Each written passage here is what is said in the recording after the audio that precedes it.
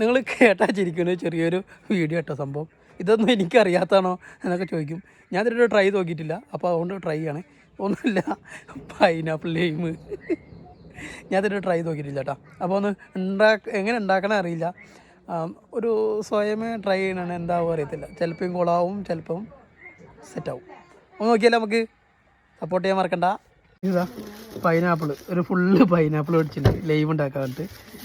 ഇഞ്ചി മേടിച്ചിട്ടുണ്ട്. നാരങ്ങ. ഗൈസ് ഇതാ ഞാൻ പൈനാപ്പിളും നാരങ്ങ ഇഞ്ചി ഉണ്ടോ, ഇഞ്ചിയൊക്കെ അവിടെ ഇവിടെയൊക്കെ വെതറി കിടക്കുന്നുണ്ട് കേട്ടോ. അപ്പോൾ ഇത്ര എടുത്തേക്കണേ. എനിക്ക് ഉണ്ടാക്കാൻ അറിയാത്തതിൻ്റെ ഒരു ചെറിയൊരു ഇതുണ്ട് കേട്ടോ. അപ്പോൾ നമുക്ക് ട്രൈ ചെയ്യാം. എനിക്കറിയാത്തതുകൊണ്ട് തന്നെ ഉമ്മ ഇട്ട് ഉണ്ടാക്കിയിരുന്നേ. അറിയില്ല കേട്ടോ. എന്നിട്ട് എനിക്ക് ഇവിടെ മതിയാവുമോ? അറിയില്ല. നല്ല മധുരം വേണ്ടത്. അപ്പോൾ നാരങ്ങ കേട്ടോ. അടുത്ത് വെക്ക്. എന്നാ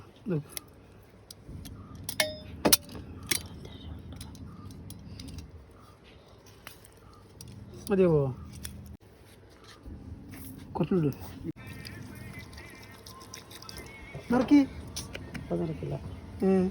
ഇപ്പോൾ നിറച്ചാൽ അടിയില്ല. അടിയില്ലേ? ഓ അങ്ങനെ ഉണ്ടല്ലേ.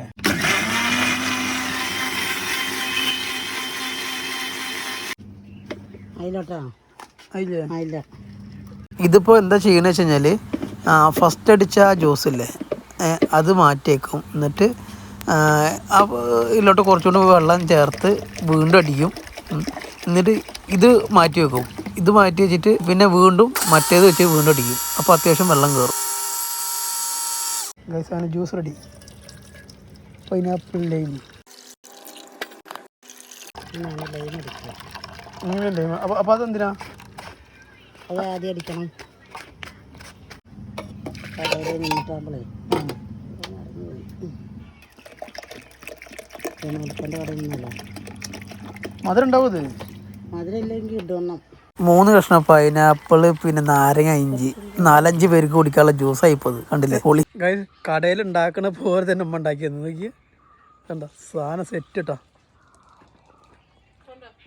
ഓ എൻ്റെ അമ്മോര്. അപ്പോൾ ടാറ്റാ.